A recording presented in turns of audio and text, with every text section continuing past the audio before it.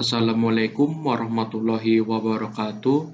Saya Noval Rizky Pratama dari kelas 12 IPS 3 ingin mempresentasikan mata pelajaran Al-Quran Hadis bab ilmu pengetahuan.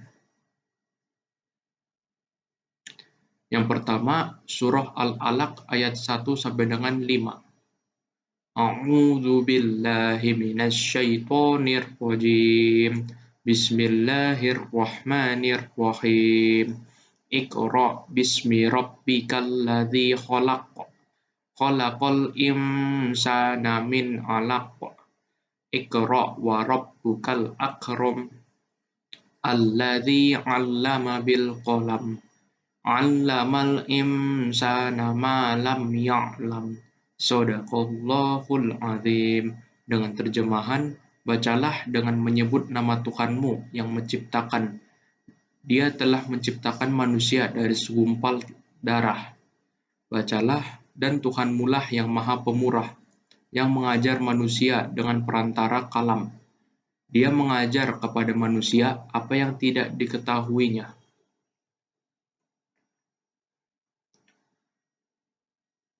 Penjelasan ayat. Ada pesan yang mendalam bahwa ayat yang diturunkan adalah isyarat untuk menguasai ilmu pengetahuan. Kata Iqra yang berarti bacalah adalah isyarat akan pintu pengetahuan. Perintah baca dalam surat tersebut bukan saja membaca ayat-ayat yang tersurat atau Qur'aniyah saja, tetapi juga ayat-ayat yang tersirat di alam semesta atau kauniyah.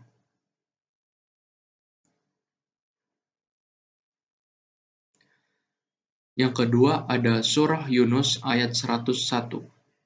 A'udzu billahi minasyaitonir rajim. Bismillahirrahmanirrahim. Qul inzuru madza fis samawati wal ard wa ma tughnil ayatu wan nuzuru an qaumil la yu'minun. Shadaqallahul azim. Dengan terjemahan, katakanlah, perhatikanlah apa yang ada di langit dan di bumi. Tidaklah bermanfaat tanda-tanda kebesaran Allah dan rasul-rasul yang memberi peringatan bagi orang yang tidak beriman.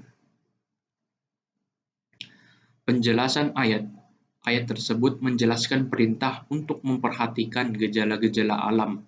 Karena dalam diri manusia ada dua kecenderungan yang saling bertolak belakang, beriman dan kufur, dan seterusnya.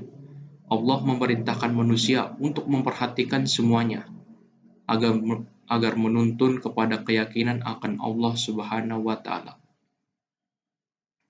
Yang ketiga, surah Al-Baqarah ayat 164. A'udzu billahi minasyaitonir rajim. Bismillahirrahmanirrahim.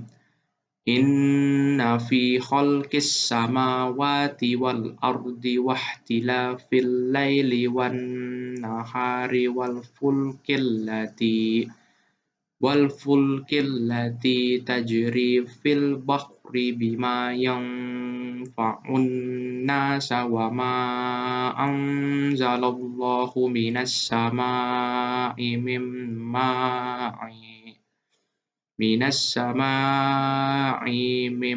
ma'in fa ahya bihil ardo ba'da mautiha wa batha fiha min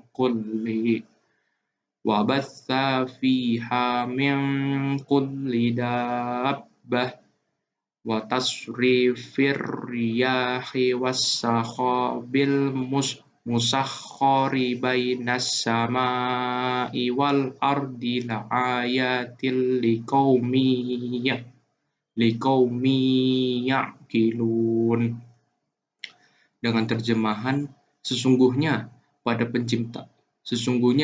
penciptaan langit dan bumi, pergantian malam dan siang, kapal yang berlayar di laut dengan muatan yang bermanfaat bagi manusia, apa yang diturunkan Allah dari langit berupa air, lalu dengan itu dihidupkannya bumi setelah mati atau kering, dan Dia tebarkan di dalamnya bermacam-macam binatang, dan perkisaran angin dan awan, yang dikendalikan antara langit dan bumi. Semua itu sungguh merupakan tanda-tanda kebesaran Allah bagi orang-orang yang mengerti. Penjelasan ayat. Dalam ayat ini, Allah Subhanahu wa Ta'ala menunjukkan kekuasaannya di alam semesta. Gejala-gejala alam yang ada dalam ayat ini menjadi inspirasi pengembangan ilmu pengetahuan dan teknologi. Pergantian siang malam, proses dan siklus air hujan adalah gejala alam yang menjadi dasar pengembangan berbagai ilmu. Namun, hanya orang yang mau berpikir yang akan menemukan isyarat ilmu pengetahuan tersebut. Hadis keutamaan mencari ilmu telah menceritakan kepada kami Nasr bin Ali al-Jahlami berkata, telah menceritakan kepada kami Abdullah bin Daud dari Asim bin Raja bin Haywah dari Daud bin Jamil dari Qasir bin Qais.